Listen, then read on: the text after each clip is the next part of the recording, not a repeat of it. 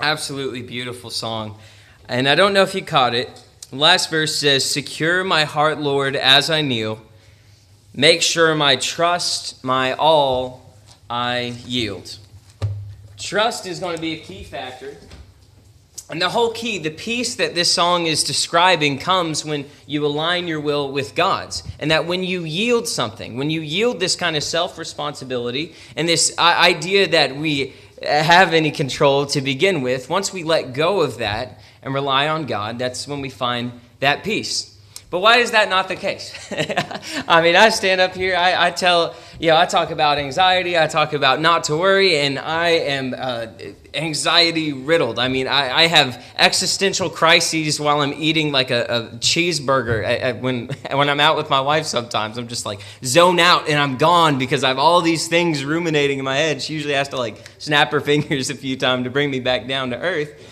And so this morning we're going to talk about the preacher's prescription for worry. And when I say preacher, I'm not talking about myself. I'm speaking of someone that we can find in Scripture.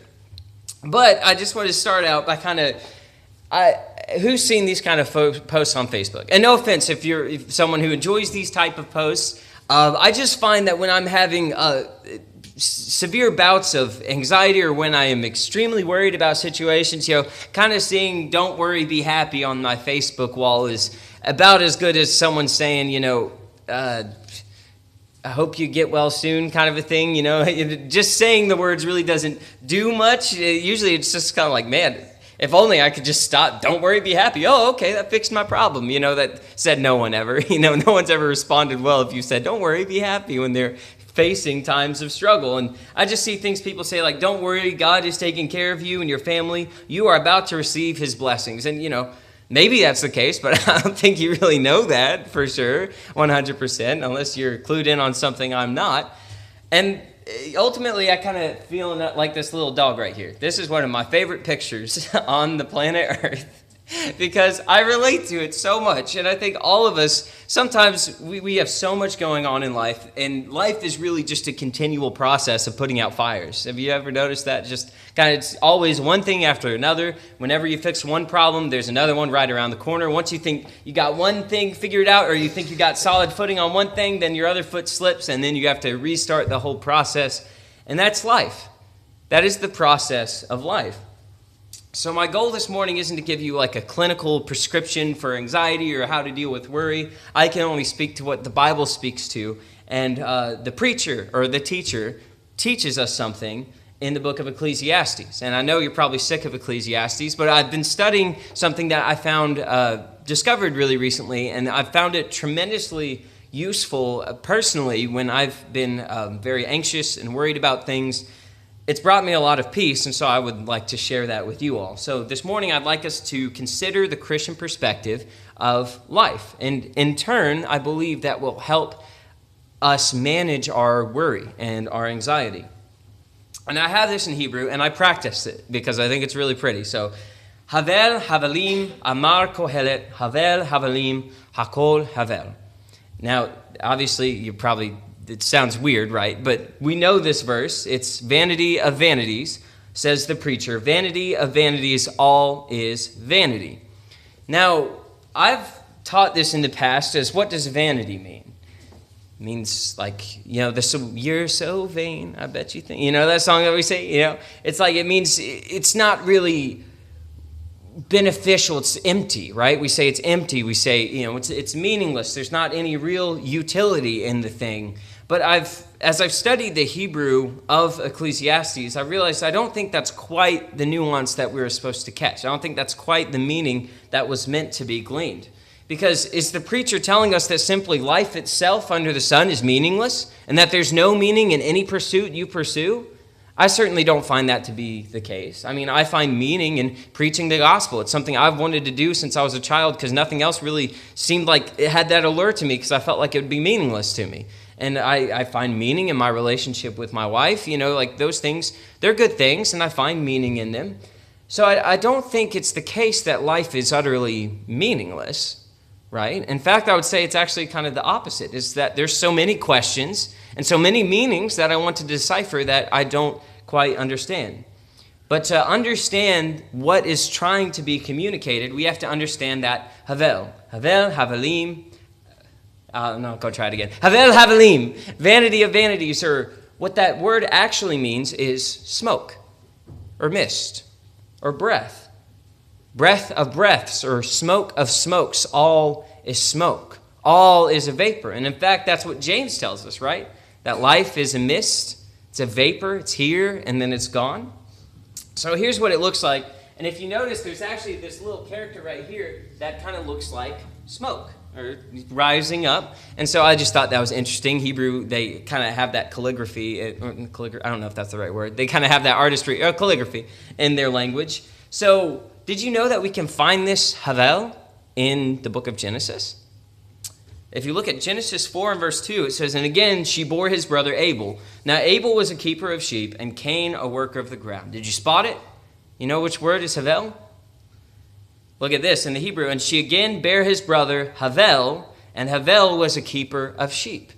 So Abel's name was actually Havel, smoke, mist. Havel, Havalim, Havel.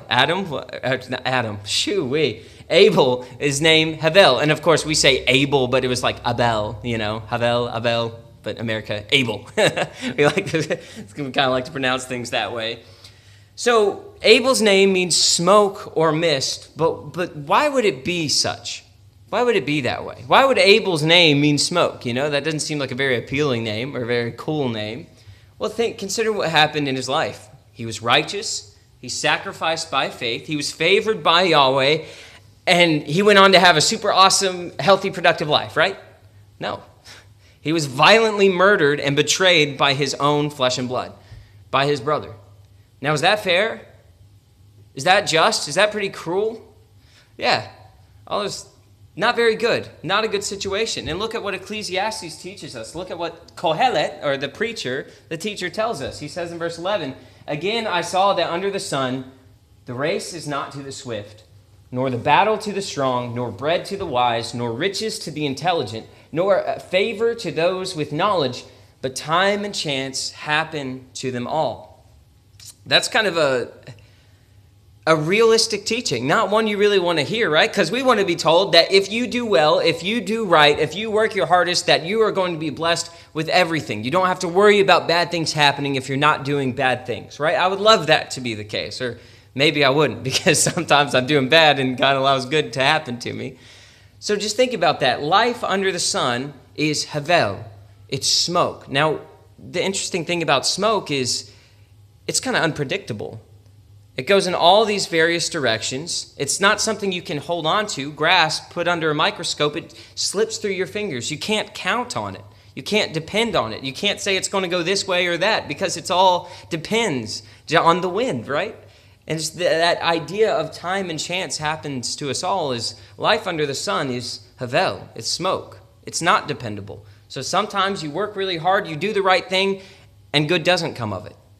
But don't then think, oh, well, God's not good. No. God has appointed seasons and times, as we can see in Ecclesiastes chapter 3. And what happened to Abel was unfair, yet that is the nature of Havel, his own namesake. That is the nature of life. Life under the sun, our existence is simply Havel.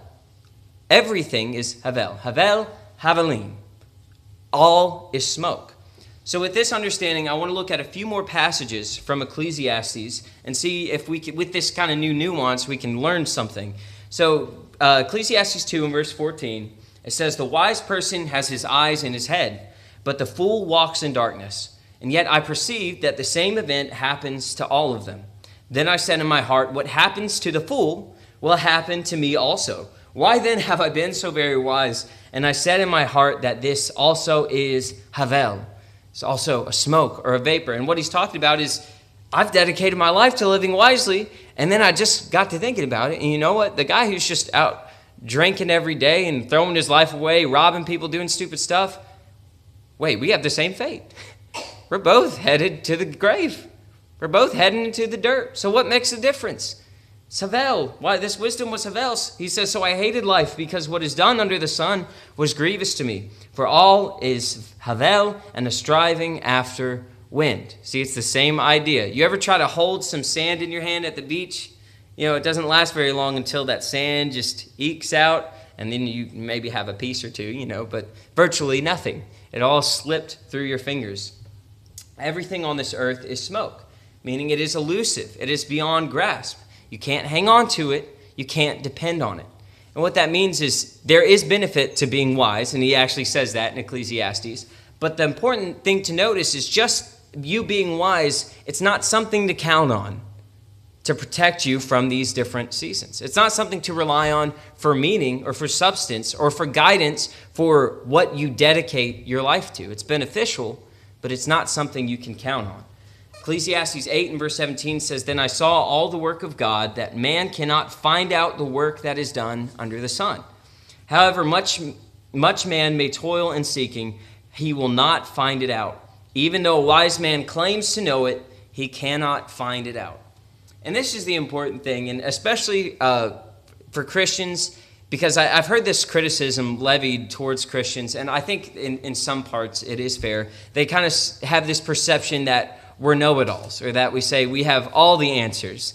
And what I hope you understand, the Christian perspective is actually quite the opposite. The Christian perspective is realizing we don't have the answers. That's the whole point. God has designed life, Havel, in such a way that we can't really hang on to something and say, this is the reason why I'm here. This is the reason why I went through what I went through. It's elusive. You're not going to be able to hang on to it. Life is confusing, and anyone that says otherwise is trying to sell you something. Kind of to quote the Princess Bride there. Even if a wise man claims to know it, and there's a lot of people who claim to know the answer.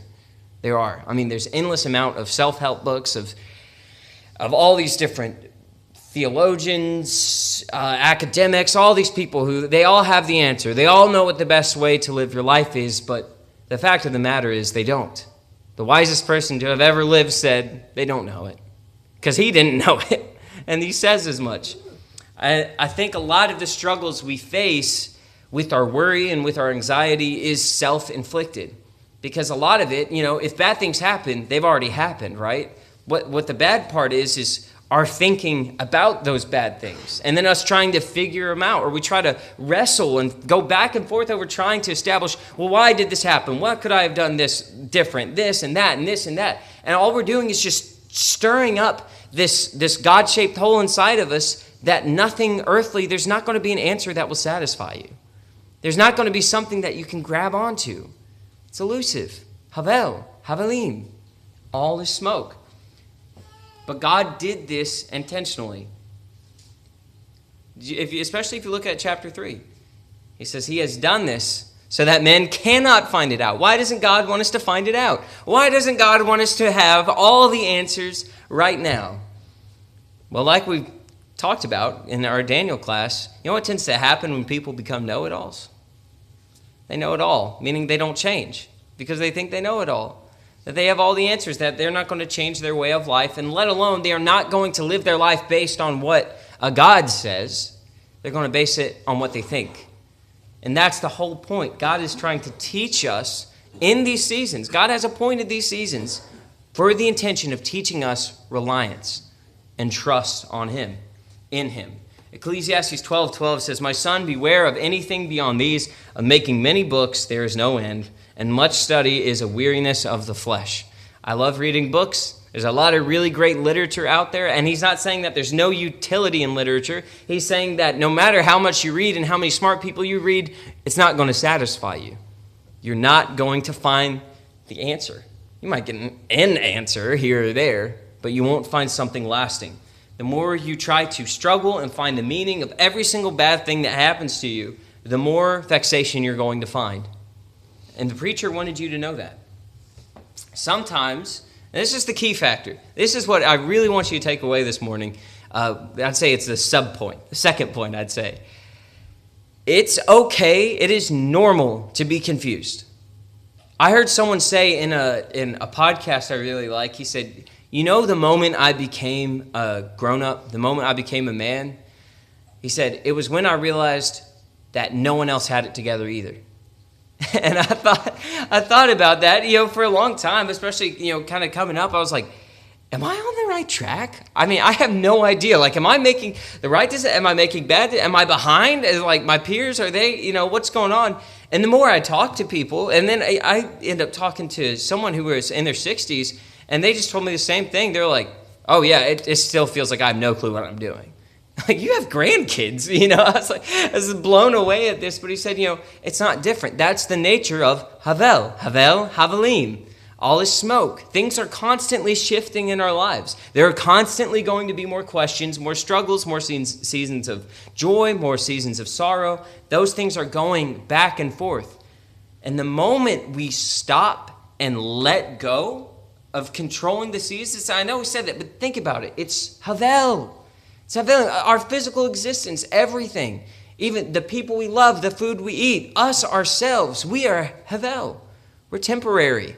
We're a mist, we're a vapor. So don't get caught up thinking that what you're going through is the eternity, okay? It's not. It's Havel. The biggest problem you have right now is going to disappear. It will. And, that's a blessing in a way, but it also comes with an idea of pain, knowing that our existence is limited. And so therefore, there are some things we need to do while on the earth, but we'll talk to that in a second. This word Havel is used in another way.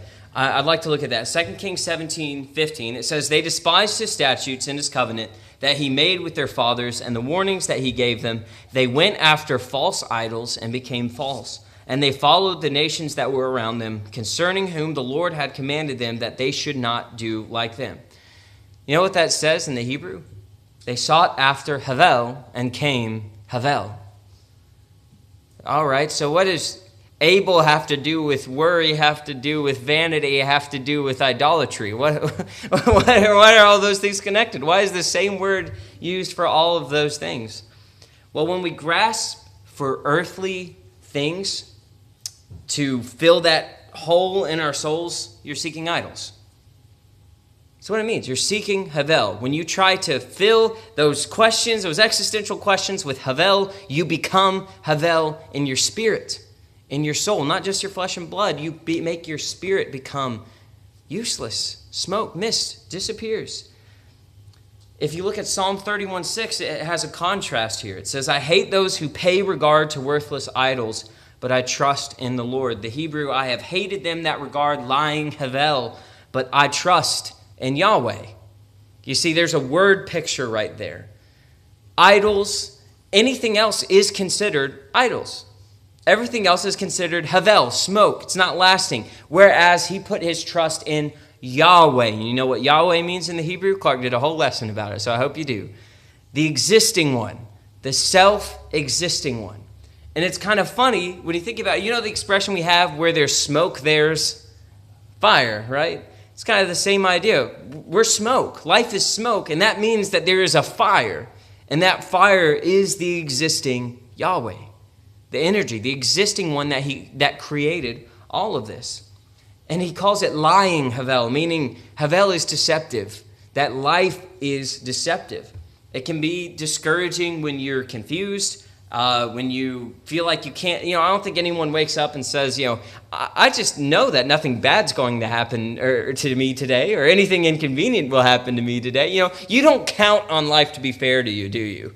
No, I mean, that's why we buckle up our seatbelts, right? It's not because you're planning to get in a wreck. It's because you don't know. That's the whole reason why we set in these things. But don't put your trust in them. See, those things are not, well, wear your seatbelt. That's not what I'm saying. But don't rely on your career.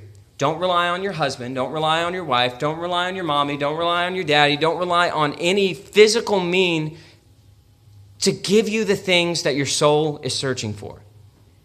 All those things are Havel. They will all disappear eventually. And there's pain in that, but there's a trust that arises from it. And it's not just constantly pain and constantly sorrow. I have found that my physical anxiety, and I'm not just talking about like, oh, I'm worried. You know that feeling in your chest, where it feels like you can't breathe and your stomach hurts. I've found that when I'm experiencing those symptoms, I have it as a mantra now. I say, Havel, Havelim. And Havel, it's the idea of breath. It actually kind of sounds like wind, like Havel, Havel. It's actually that idea of wind. So it's like this breathing, that you're breathing this out because it's temporary. Every problem you have is temporary. The answer isn't just to outwork your thoughts or bury yourself in your hobbies. It's to seek the name of the Lord. It's to build your relationship with Yahweh. Do not seek Havel. And there may be some things on this earth that give you peace for a period of time, might ease you or soothe your soul, and those aren't, completely useless. But understand it's not something you can count on, because ultimately it is Havel. It will disappear. John 14:1, just think about that idea of I hate those who sought after worth lying Havel, but I trust in the name of Yahweh. John 14:1, let not your hearts be troubled. Believe in God, believe also in me. You see, Jesus is teaching the same message that David tried to teach. He says, you believe in Yahweh, believe also in me, because I was sent by Yahweh for you. And why should we not worry? He says, in my Father's house are many rooms. If it were not so, would I have told you that I go to prepare a place for you? Jesus isn't lying to you. Havel lies, okay? Life lies. Jesus does not lie. And if I go and prepare a place for you, I will come again, and I will take you to myself, that where I am, you may be also. And you know the way to where I am going. We're not lost. He's given us a path. He's given us a room, and he's letting us know that. And if you look, it also mirrors what this preacher says in Ecclesiastes 12, verse 7. He says, and the dust returns to the earth as it was, and the spirit returns to God who gave it. See, I don't know how he had this understanding, but he did. He knew that our physical bodies go into the ground, but our spirits, they go back to God. And they go back to a room that Jesus has prepared if we have sought the name of the Lord. And Jesus, by the way, he's not saying you will never be troubled because you have a room. You know that this was for when you are troubled. Remind yourselves of these things. You know how I know that? Do you know that there's no other person in the Gospel of John that is more troubled than Jesus? You know that? Jesus is more troubled than anyone in the Gospel of John. John 11:33 says, when Jesus saw her weeping and the Jews who had come with her also weeping, he was deeply moved in his spirit and greatly troubled. Okay? So I want us to realize that we are human, meaning that you are going to feel the sting of loss. When we see mourning, when we say pain, even Jesus himself was exceedingly troubled by it. So it's normal to feel that. And the preacher says there is a time for mourning, right? These things are appointed. But it's not where we stay. That's not the location that we stay. The Christian perspective of anxiety is also the preacher's prescription for worry. And that is Havel and Yahweh. That's the contrast. You can either trust in Havel and fleeting smoke, or you can trust in the self-existing one who has always been and will always be. The deepest mourning, I want you to think about this for a second. The deepest mourning, the worst thing that has ever happened to you in your entire life is Havel. It's not permanent. It's not going to last forever. Smoke is fleeting. And sadly, I wish I could say that the good things aren't Havel, but guess what? The good things, even the things you enjoy, the relationships we enjoy, they are Havel, meaning we shouldn't count on them to be the meaning for our lives. The only meaning is the self-existing one, because that's something you can rely on, because he will always be. I won't always be. There was a time where I wasn't, and I'm here. And one day I'm going to return to the dust, and my spirit will go back to God. So why on earth will I fill my life with pursuing Havel? Honestly, when you take an examination of your life, how much have you sought Yahweh in your personal life, and how many times have you sought Havel? On a scale of 1 to 10.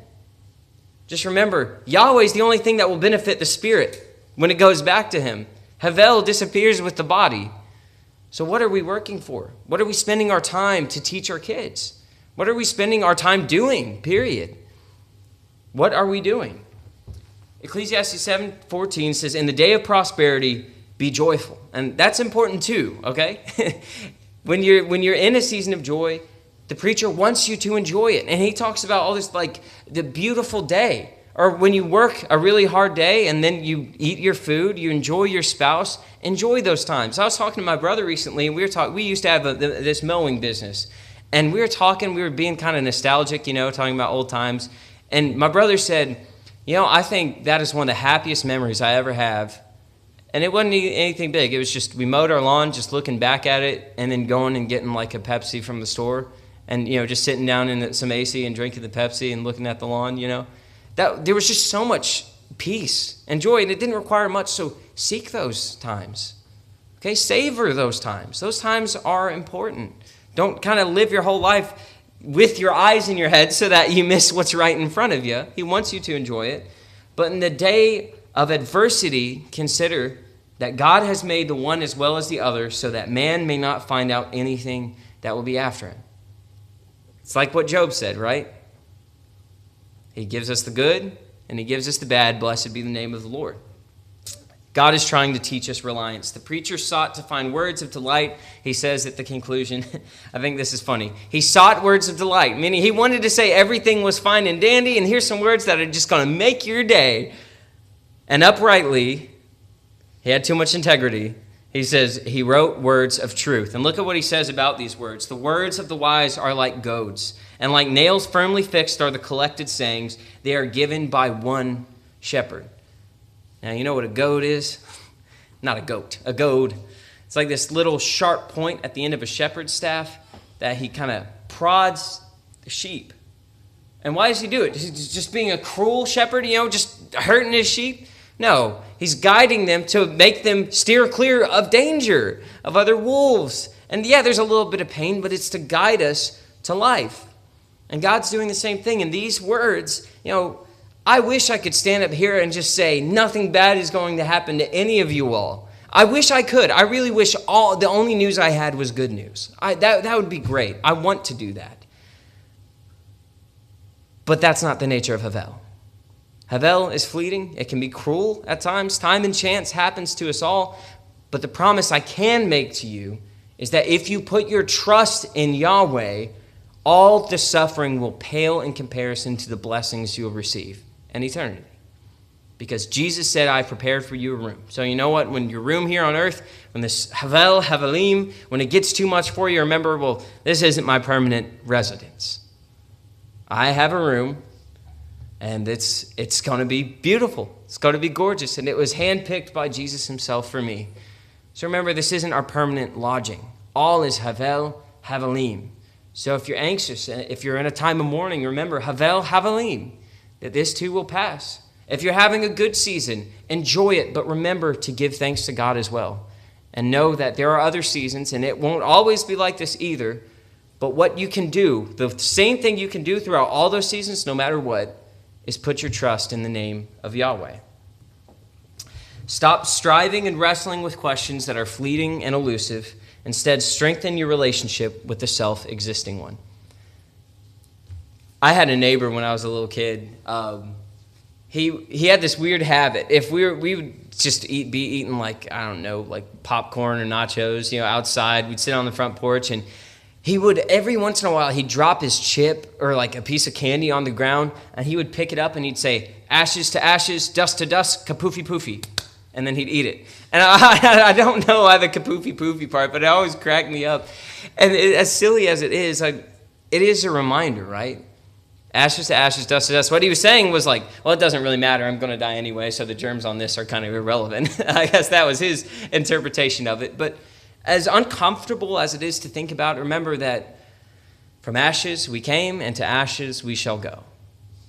But that's not where it ends, because our spirits go back to God. So our question for us is, are we comfortable with the way our spirit is now? What have we been feeding our spirit? Have we been feeding it the things of Yahweh? Or have we been filling it with smoke and clouding our sight and clouding our spirit and clouding our consciences and our judgment? And that spirit's going to return back to God. And God's going to see that smoke, that Havel within our spirits. And that's not accepted in the kingdom of heaven.